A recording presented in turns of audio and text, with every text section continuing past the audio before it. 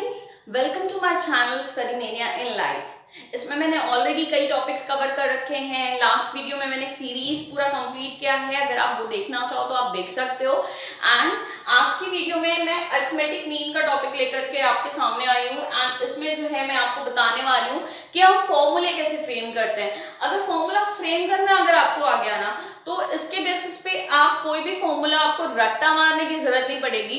On the spot आप क्या कर सकते हो, फ्रेम कर सकते हो। एंड अगर आपको एक बार फ्रेम करने की ट्रिक समझ में आ गई तो फिर जो है कोई दिक्कत ही नहीं होगी। सारे फॉर्मूले बुक में इतने ढेर सारे फॉर्मूले दिए हुए हैं, वो इजीली आप याद रख सकते हो। ओके, तो यहाँ पर जो है मैं स्टार्ट करने जा रही हूँ अरिथमेटिक मीन, जिसको हम एक्स बार से डिनोट करते हैं। यहाँ पर तीन सीरीज मैंने मेंशन की है, individual series, discrete series and continuous series. साथ में तीन मेथड्स भी हैं, direct method, assumed mean method या शॉर्टकट मेथड भी इसको बोलते हैं, step deviation method. I know book में सारे फॉर्मूले दिए हुए हैं, तो फिर क्यों आप ये वीडियो देखोगे। ये वीडियो आपको इसलिए देखनी है कि फॉर्मूला कैसे बना, फॉर्मूला कैसे आप अच्छे तरीके से इजी वे में याद रख सकते हो एंड कितने कॉलम्स हमें प्रिपेयर करने हैं, उसके लिए मैं जो है ये वीडियो आपको बना के दे रही हूँ। तो यहाँ पर देखो, इंडिविजुअल सीरीज में आप जानते हो खाली एक कॉलम रहता है, एक्स का कॉलम रहता है ना। डिस्क्रीट सीरीज में एक्स का और एफ का कॉलम रहता है एंड कॉन्टिन्यूअस सीरीज में आपका एक सी आई का कॉलम और एक एफ का कॉलम रहता है। तो इसी के बेसिस पे जो है अब हम ये चार्ट कंप्लीट करने जा रहे हैं। आपको जो बेसिक फॉर्मूला ये वाला पता है, इसी के बेसिस पे पूरे फॉर्मूले फ्रेम हो जाएंगे, बहुत ही इजीली और बहुत जल्दी फ्रेम हो जाएंगे। यहाँ पर आप देखो x है ना, तो यहाँ पर हम नंबर ऑफ टर्म्स कैलकुलेट करते हैं, n निकालते हैं। और discrete series and continuous series में n की वैल्यू समेशन f के बराबर होती है। n की वैल्यू समेशन f के बराबर, मतलब कि f के कॉलम का अगर आप टोटल कर दोगे उसको हम समेशन f बोलते हैं।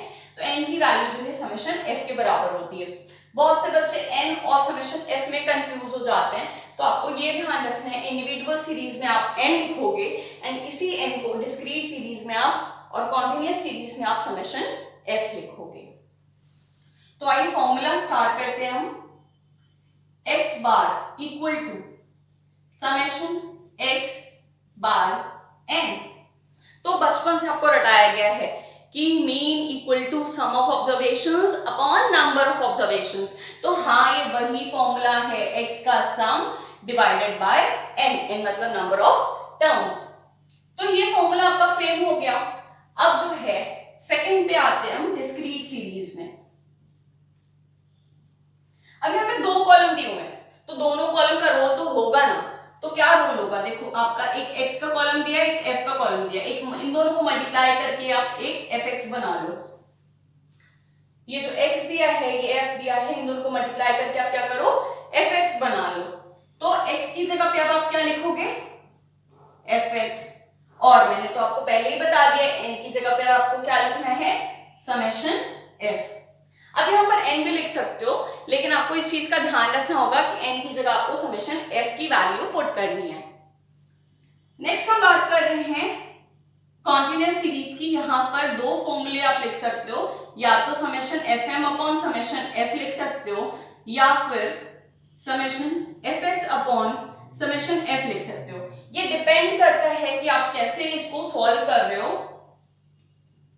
ci दिया है, f दिया है, ठीक है। अगर आप मिड पॉइंट कैलकुलेट कर रहे हो, उसको आप m मान रहे हो तो यहाँ पे fm हो जाएगा। अगर उसको आप x मान रहे हो तो यहाँ पर ये fx हो जाएगा। यहाँ पर x क्या है, आपका मिड पॉइंट है, ओके, जिसको आप x से भी डिनोट कर सकते हो या m से भी डिनोट कर सकते हो। तो अब जो है आपको यहाँ पर ध्यान रखना है कि मिड पॉइंट निकलेगा कैसे। अब जैसे मैंने बताया कि 0 to 10, तो देख करके ही मिड पॉइंट समझ में आ रहा है ना, 5 होगा। निकला कैसे, 10 + 0/2 = 5। तो ये जो है हम x कैलकुलेट करके अब यहाँ पर क्या करेंगे, एक fx का कॉलम बना लेंगे। fx का या fm का, जो भी आप कैलकुलेट करना चाहो, ठीक है, दोनों एक ही चीज है यहाँ पर। तो एक fx का कॉलम हमने बना लिया एंड सेम तरीके से जैसे इसमें पुट कर रहे थे वैसे ही इसमें भी आप पुट करोगे, f summation fx upon summation f, मतलब कि fx का टोटल और यहाँ पर समेशन f का टोटल। ये दोनों टोटल जो है आप इसमें पुट कर दोगे। नेक्स्ट हम बात करें अज्यूम्ड मीन या शॉर्टकट मेथड की।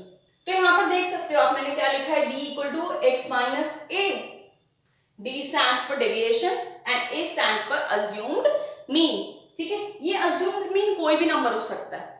अज्यूम बोल रहे हैं ना, मतलब आपको मानना है।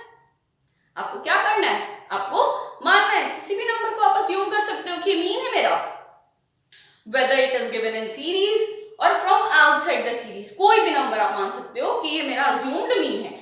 लेकिन हम कोशिश करते हैं कि हम सीरीज में से किसी एक नंबर को अज्यूम कर लें ताकि एक वैल्यू जो है कैलकुलेशन के समय 0 आ जाए, जिससे आपका कैलकुलेशन थोड़ा सा इजी हो जाता है। तो यहां पर देखो x बार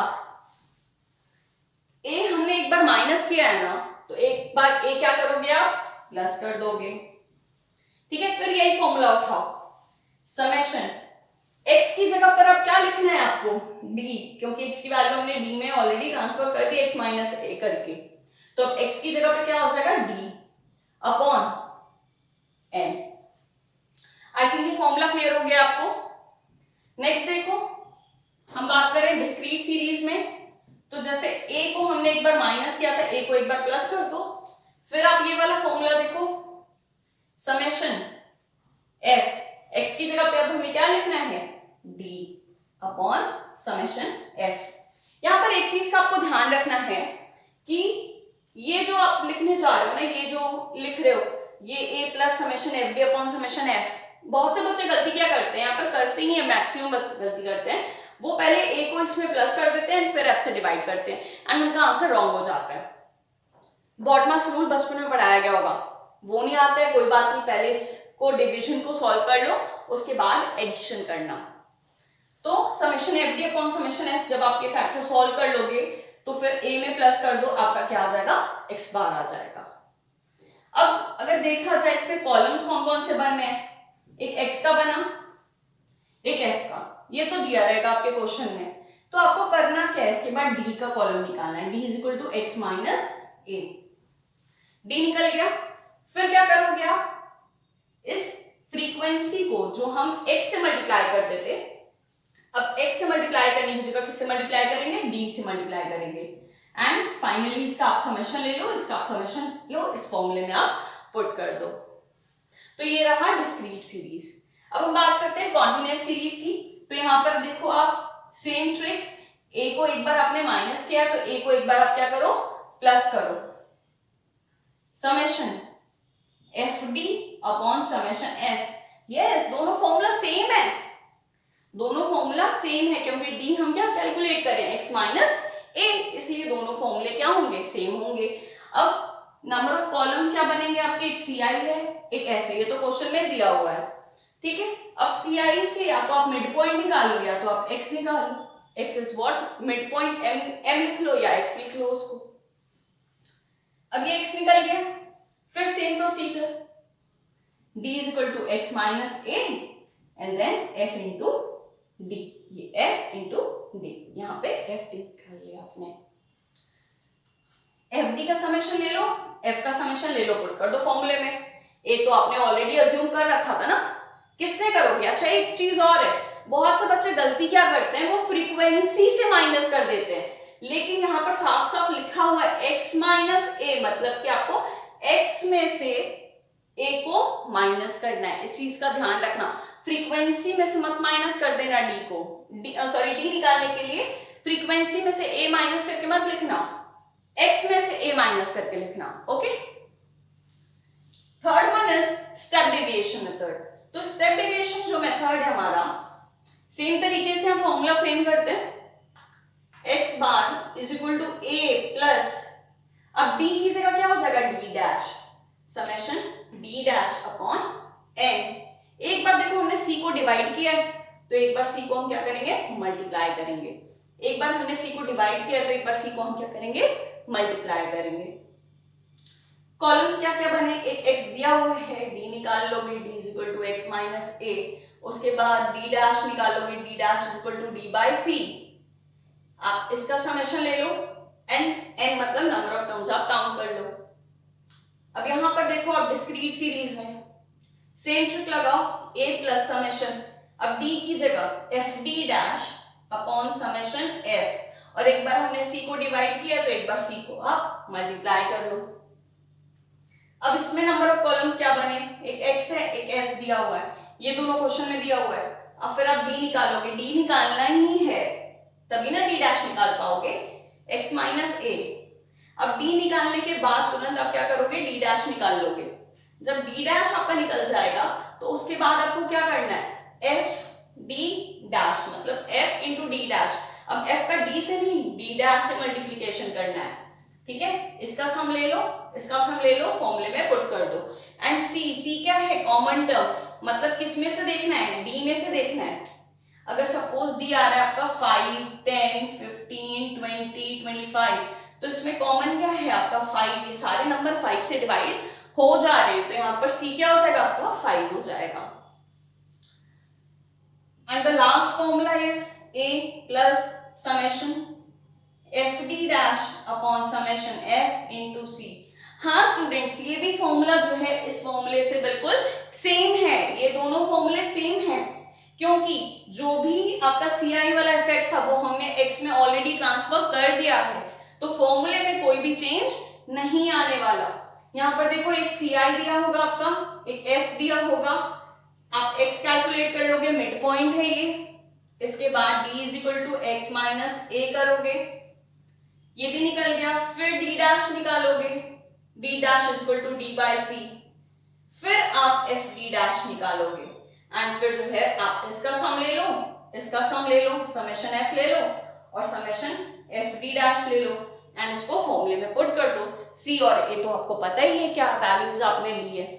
तो स्टूडेंट्स इस तरीके से हम अरिथमेटिक मीन के सारे फॉर्मूले समझ करके पढ़ सकते हैं, जिसमें हमें बहुत ज्यादा दिमाग लगाने की जरूरत नहीं है। अगर एक बार हम समझ जाएंगे तो फिर आपको कोई भी दिक्कत नहीं आएगी, फॉर्मूला रटने की जरूरत नहीं है, आप खुद से फॉर्मूला फ्रेम कर सकते हैं। जो मैंने ट्रिक्स आपको बताई है, इस ट्रिक्स को आप यूज करो, एक बार आप खुद फॉर्मूला फ्रेम करके देखो, तो देखना आप बहुत ही इजी वे में सॉल्व कर सकते हैं। अच्छा एक चीज और कि अज्यूम्ड मीन मेथड और स्टेप डेविएशन मेथड, आखिर हम इसको यूज क्यों करते हैं? बहुत बार क्या होता है, डायरेक्ट मेथड यूज करके हमारी कैलकुलेशंस बहुत लंबी जाने लगती है, तो हम जो है यहाँ पर इनका सहारा ले लेते हैं ताकि जो हमारी कैलकुलेशंस थोड़ी सी कम हो जाए, हमें लेंदी कैलकुलेशंस न करना पड़े। अगर आपके एग्जाम में मेंशन्ड है कि आपको इसी मेथड से कैलकुलेशन करनी है, तो अगर आप किसी और मेथड से कर दोगे तो आपको मार्क्स नहीं मिलेंगे। तो मेथड, सारे मेथड्स की जानकारी बहुत ही ज्यादा जरूरी है। तो ये वीडियो यहीं पे मैं एंड अप करती हूँ। नेक्स्ट वीडियो में मैं कुछ क्वेश्चंस आपको बताऊंगी अरिथमेटिक मीन पर कि क्वेश्चंस हम कैसे सॉल्व कर सकते हैं।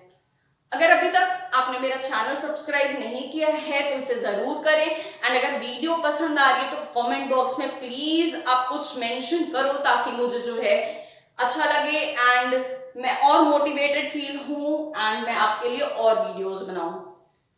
This is all for today, have a good day, bye bye.